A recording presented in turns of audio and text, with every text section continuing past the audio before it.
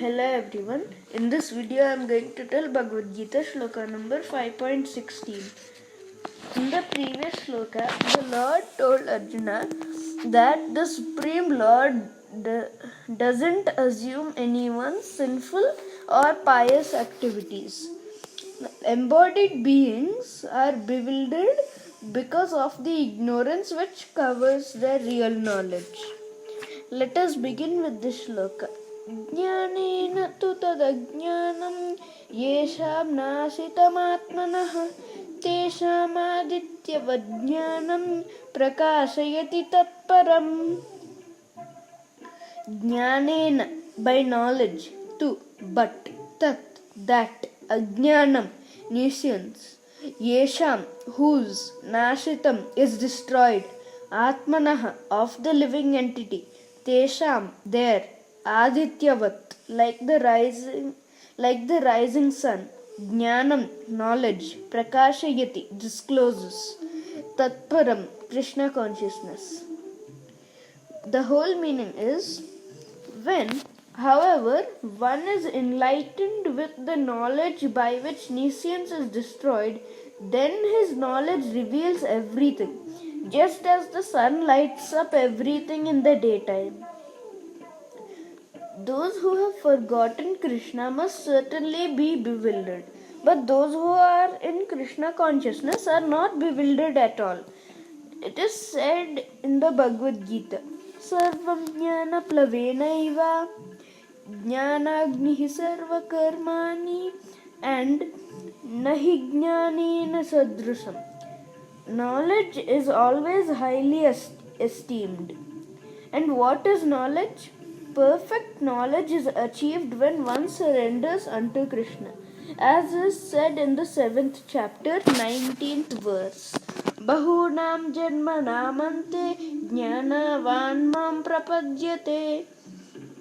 After passing through many births, when one perfect in knowledge surrenders unto Krishna, or when one attains Krishna consciousness, then everything is revealed to him, as everything is revealed by the sun in the daytime. The living entity is bewildered in so many ways.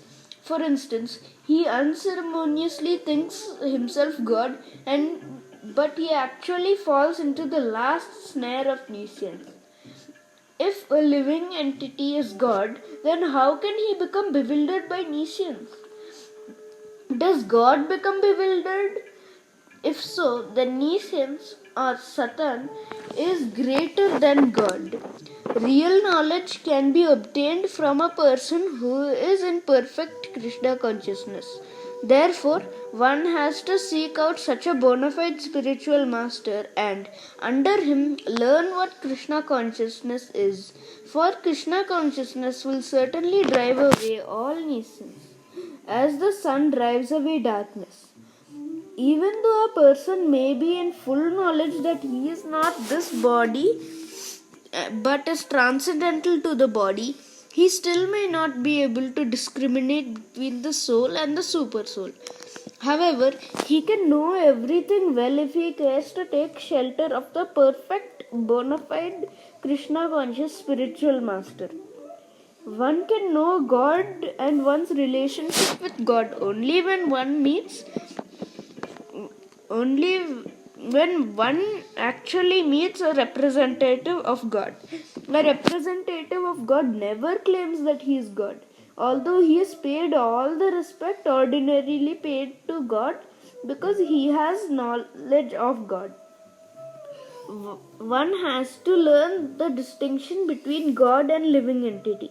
Lord Sri Krishna therefore stated in the 2nd chapter, 2.12, that every living being is individual and that the Lord is also individual. They were all individuals in the past, they are individuals at the present, and they will continue to be individuals in the future, even after liberation. At night, we see everything as one in the darkness. But in day, when the sun is up, we see everything in its real identity. Identity with individuality in spiritual life is real knowledge.